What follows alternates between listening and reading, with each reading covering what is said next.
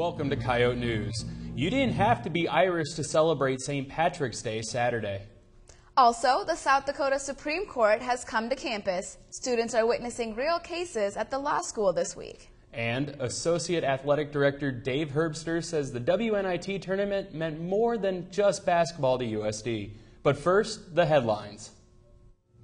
You may have to turn over your Facebook password to your new boss. Some companies and government agencies are vetting applicants by asking for your login information and having a look around both your Facebook and Twitter accounts. This practice is legal for now, but it's become the focus of proposed legislation in states like Illinois and Maryland. Asking for a job candidate's password is more prevalent among public agencies. 3 online dating giants have agreed to screen for sex offenders. Match.com, eHarmony, and Spark Networks signed a joint statement intended to be an example for the industry. It will help guard against sexual predators, identity theft, and financial scams. Among other things, the companies agreed to check subscribers against national sex offender registries, supply members with online safety tips, and provide a quick way to report abuses. A lawyer from Kevin Costner told the South Dakota Supreme Court this week that the actor did not breach a contract with an artist. Costner placed bison and American Indian sculptures at a different location than originally was agreed upon. The Hollywood superstar paid Peggy Detmers $300,000 to make 17 bronze sculptures for a resort that was never built. The sculptures are instead at his Tatanka attraction near Deadwood. A circuit judge ruled last summer that Detmers gave her approval to the Tatanka location by participating in the site's development. And those are your headlines. Thanks, Lene. The South Dakota Supreme Court's been in session on campus since Monday. The court heard 9 cases in 3 days at the law school. Among the more notable cases are the Detmers Studio versus Kevin Costner, mentioned earlier, and also a review of the Anime Aquash murder trial.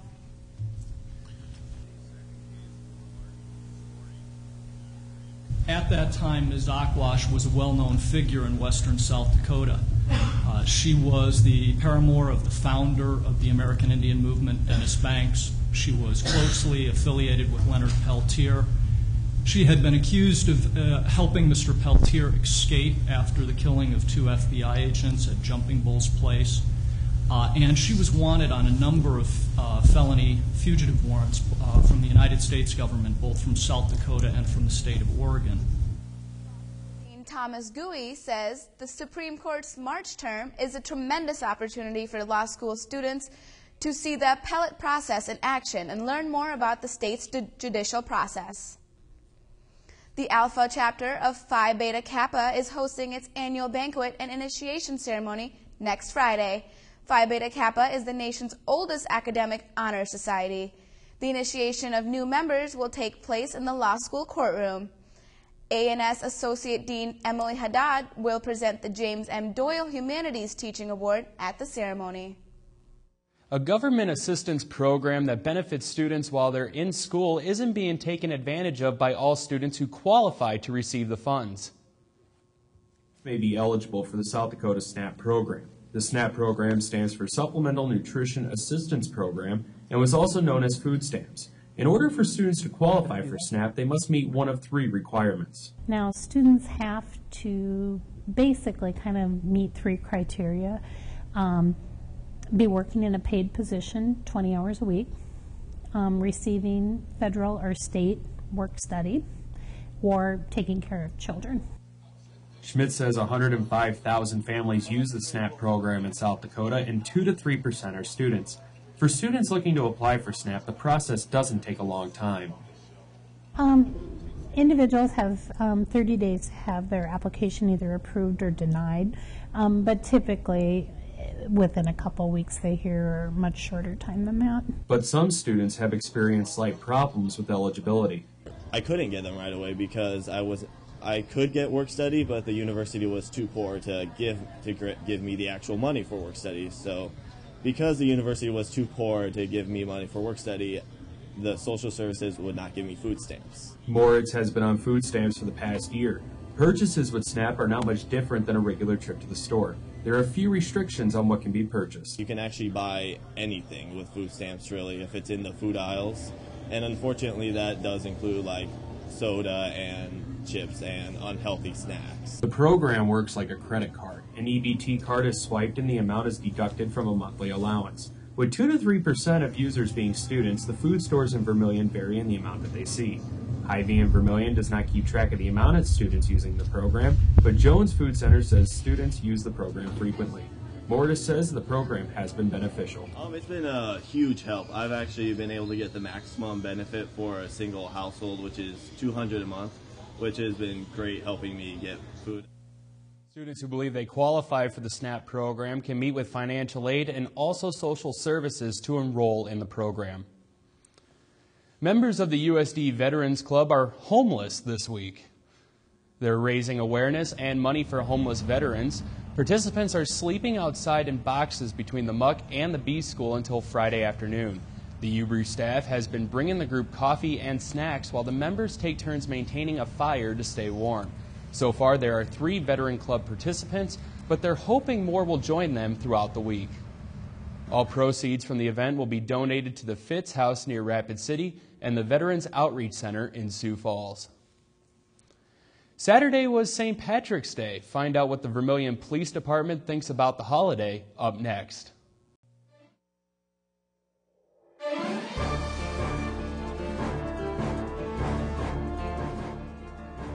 St. Patrick's Day means big business in downtown Vermillion. But on a holiday dedicated mostly to parties, unwanted business is also common. The owner of Carrie's Bar, Matt Zeman, says downtown is busy with people looking for fun. He also says it's one of the top bar holidays. I would say that it ranks right up there with Halloween for big crowds and a lot of people out to have a good time and a good night. The increased activities can cause problems for others, including the Vermillion Police Department. They say holidays like St. Patrick's Day mean extra work. So we are planning on putting several more officers on over the course of the weekend, specifically Friday and Saturday night, just to ensure that we can address any issues that come up. Police Chief Bedson says this year's St. Patrick's Day was much busier than in the past, especially since it was on a Saturday with nice weather. A B-School organization is revising and renaming itself. Coyote News' Eric Mayer met with the group leaders to find out why they needed the change. The Collegiate Entrepreneurship Organization is an organization that was formerly known as the E-Team. The group's first company, Y Theory, just hosted a concert at the Eagles Club last Thursday. Group President Julian Tucker says the group focuses on creating businesses. Right now, we just started one company. It's called Y Theory, W-H-Y Theory. So it's an entertainment, promotion, and marketing company. So one of the things that we want to do is we want to promote the University of South Dakota. Well, this was our first event as a company. What we did was we brought Giovanni. He's a top-selling unsigned artist on Facebook. Sophomore member Sam Wilkinson says the group helps apply what he learns to the real world. It basically is a more creative way of thinking around business. We want to start our own businesses, and we have so far. The future is really limitless. That's what we're trying to instill in all of the people in CEO. For Coyote News, I'm Eric Mayer. CEO Group plans to invite guest speakers to campus who will focus on tips for creating businesses. On this week's Coyote blog, John Hines says stand your ground laws in the United States should be replaced by common sense. South Dakota tends to be broad in its interpretation of the Second Amendment, but there are other states that go even further. The recent shooting of a 17-year-old in Sanford, Florida, has led to a public outcry and questions about gun rights, racism, and the controversial Stand Your Ground law. The law allows people to kill if they believe their life is in danger. Trayvon Martin, a high school student with good grades and no criminal record, was shot and killed by George Zimmerman, the neighborhood watch captain of a gated community. The facts of the case are troubling. When Zimmerman called 911 to report a suspicious person in the neighborhood, he ignored the dispatcher's advice to wait for police. Officers say Martin was carrying a bag of Skittles and a can of iced tea, hardly suspicious items. Many suggest that Martin, a black teenager in a gated community, was targeted due to his race. Zimmerman says he acted in self-defense And because of the stand your ground law, the state has to prove without a reasonable doubt that Zimmerman was not acting in self-defense. Zimmerman took a pistol, pursued a person he believed to be suspicious, some altercation followed, and then he shot Martin in the chest. The stand your ground law in this case is an arbitrary standard that does nothing to serve justice or the public good. There's no reason a jury can't decide whether this is a case of self-defense or criminal activity. The criminal justice system isn't perfect, but if we don't give it a chance to work, it never will. For Coyote Blog, I'm John Hines. Thanks, John. Some USD students have a unique talent, and Yote reporter Scott Cook takes on space. Those stories and more up next.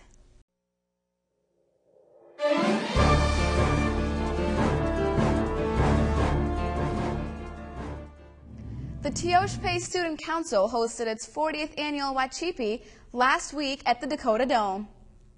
The festival is part of the 2012 Realizing the Dream Native Weekend. The event was partnered with the 15th annual Building Bridges Conference. The powwow featured dancers and drummers, as well as the Teospe competitions. USD's Wachipi is a two-day event celebrating the culture and history of Native Americans. The Teospe Student Council also hosts other campus events, including taco sales, a welcome week, and Festival of Nations. One of USD's graduate schools has once again been ranked among the best in the country for 2013. The U.S. News and World Report magazine ranks the U's medical school at number 7. That's up one slot from last year. USD ranks ahead of the University of Iowa, Michigan State University, and the University of Nebraska Medical Center. Medical school deans and senior faculty were polled by the publication in selecting the best programs in the U.S. The Sanford Medical School's mission places an emphasis on family medicine and encourages graduates to serve people in rural areas and other underserved places in the state. Did you hear the music? USD played host to the annual Jazz Festival last Thursday in several buildings around campus. The Jazz Festival is an opportunity for high school jazz bands, jazz choirs, and show choirs to perform and compete. The groups are divided into classes based on size and are judged by a 3-person panel. Judges award points to each group, and whoever has the highest point total in each class wins. USD music students assist with the festival to ensure everything goes smoothly. Vermillion's jazz band finished 8th out of 11 in the 2A class, while the show choir had the second highest point total in 2A. A full list of competitors and results can be found on the USD Fine Arts website. The idea of living on the moon may seem like science fiction, but in this week's Yote Report, Scott Cook shows that a USD professor's research may one day make that fiction a reality. The future. We see it happening every day, much of which is brought about by research and ideas found in universities across the world, including USD. Dr. Ranjit Kudali will show us a glimpse of some of his research and ideas that may very well change your future. As a boy in India, Ranjit Kudali was always interested in the fundamental science that made things work. Now his research for NASA could very well prove to be the building blocks for sustained life on the moon or Mars. We are making materials that are highly porous in nature, and we are hoping that these materials will have very exceptional thermal insulation properties. Kudali says he's also working on developing materials that can be made easily and will use sunlight to generate hydrogen. If these materials are able to work outside the lab, Kudali says his research into solar and hydrogen energy could have major impacts on the world. And we can solve complex societal problems such as environmental pollution. Kudali says he doesn't expect his research to change the world overnight, but they are creating the fundamentals for technological breakthroughs. PhD student Jia-Ming Wu works with Kudali in the chemistry department. This research project is really cool because it helps us to design new materials who help people stay in a really tough situation. Should his materials get used to create sustainable life on the moon or Mars in his lifetime, Kudali says he would absolutely go there, though he doesn't know if he'd live there. Well, I don't know. Well, if I have to escape the harsh winters of South Dakota. Taking a glimpse into the future with the Yote Report, I'm Scott Cook. Thanks, Scott. New Orleans football fans will be seeing a new coach soon. Sports is up next with Diana Johnson, Mandy Ewald, and Taylor Moore.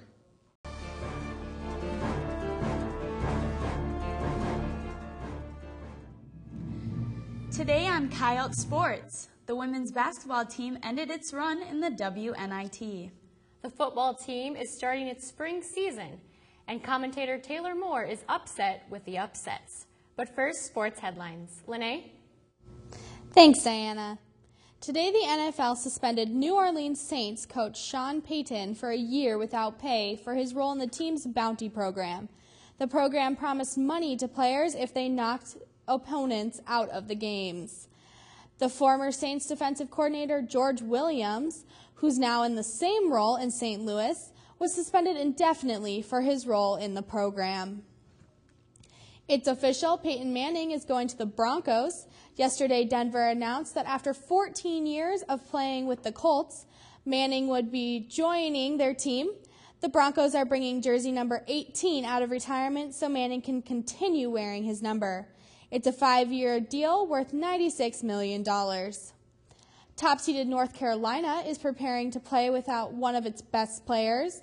Guard Kendall Marshall fell in Sunday's game against Creighton and fractured his wrist. Monday, Marshall had surgery to insert a screw into his wrist, so there's still a chance he might play in Friday's game against Ohio. Marshall averages almost 10 assists a game for the Tar Heels. And those are your sports headlines. Thanks, Lene. This year's women's basketball team has already left its mark in USD's record books for being the first team to qualify for the WNIT after winning 12 of their final 13 regular season games. The Yotes hosted the Drake Bulldogs last week at the Dome. They got off to a slow start offensively, trailing by as many as 7 points, but a strong defensive effort from the entire team kept Drake in check. The Yotes trailed by just 3 points going into halftime. USD grabbed the lead early in the second half and never looked back. Senior forward Amber Heggie led the Yotes with 20 points, 3 assists, and 3 blocks. Annie Roach hit a big three-pointer late in the second half and iced the game with last-minute free throws. The Yotes won 61-53. Monday night, the Coyotes hosted Colorado in the second round, but fell 64-55. The Yotes were able to cut a 16-point deficit down to 5 in the final minutes, but it wasn't enough to get the win. Heggie finished with 20 points and 7 rebounds. Heggie, Roach, and fellow senior Jody Boss are the only players not returning to the team next year. Although the Lady Yotes fell on Monday night, playing a WNIT game in Vermillion offered more than a home field advantage. Coyote News' Cassie Bartlett is live at the Muck with Assistant Athletic Director Dave Herbster to find out why the tournament meant so much to USD. Thanks, Diana. The women's basketball team made national headlines this past week. David, can you explain why we weren't eligible for the NCAA tournament because of our transition to D1, but we were eligible for the WNIT? Sure. Coming into the last year of our transition, while we're going through the transition, we're not eligible for NCAA championships. The NIT is actually not affiliated with the NCAA, so there's an outside group that runs it. So our eligibility for the postseason wasn't a determining factor in coming into this game. Okay. And since we had just such a strong showing, how will this affect future recruiting for the Coyotes? I think it's fantastic. To have our program take this far forward of a step during the transition says volumes about our program. It's something that, when you're recruiting individuals, they're looking at the quality of a program, no different than our business school, CMJ, med school. That's what they're looking for, is they're looking for the quality of a program. Playing in a postseason tournament is a big indicator of that. Okay. Thanks so much, David, for being with us today. The women will be eligible for the Summit League Championships next year and the NCAA tournament. For Coyote News Live, I'm Cassie Bartlett. Thanks, Cassie. The football team is hosting Pro Day tomorrow at the Dakota Dome. Starting at 2 o'clock, NFL recruits will watch players perform drills in preparation for April's NFL Draft. Seniors Jeremy Blunt, Tom Compton, and Dante Warren are a few of the featured players. The football team starts its spring season Saturday with a practice at Morningside College in Sioux City. Two of USD's track and field athletes received Summit League Track Athlete of the Week honors. Juniors Bethany Buell and Kyle Ballou earned the titles after strong performances at last week's Aztec Open. Buell set a school outdoor record in the pole vault, and Ballou vaulted the highest mark in the Summit League this season. How's your bracket doing? On this week's More Sports, commentator Taylor Moore thinks the Blue Devils should have performed better in the NCAA tournament. Every team at one point in time experiences an upset. A team that wasn't supposed to lose ends up losing a game. Fans are mad, angry, disappointed, and everyone looking from the inside out questions what just happened. The NCAA basketball tournament has taken the best of the best and placed them in a tournament to see who's the greatest of all on the court. But what about when the best doesn't perform like the best? I have a bone to pick with Duke. Why did you all lose to Lehigh? You're Duke. You were the number 2 seed and you lost to Lehigh. Duke, let me ask you another question. Who is Lehigh? Because after they beat you, that was the first time I've ever heard about them. Didn't you all beat North Carolina? Last time I checked, they were still in the tournament. Now, I'm by no means a Duke fan, but Duke has a tradition of being a great basketball program. This loss leaves me questioning what in the world is going on with Duke. Is Coach K getting too old? What's going on with recruiting? You don't have a football team, so I hope your basketball team gets back on track soon. For More Sports, I'm Taylor Moore. Thanks, Taylor. Coming up next, Teresa Johnson exposes the stereotypes of Greek life.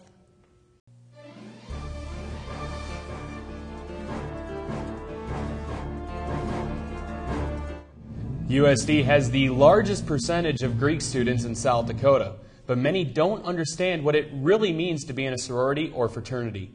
Sorority member Teresa Johnson takes on the typical Greek stereotypes in this week's Coyote commentary.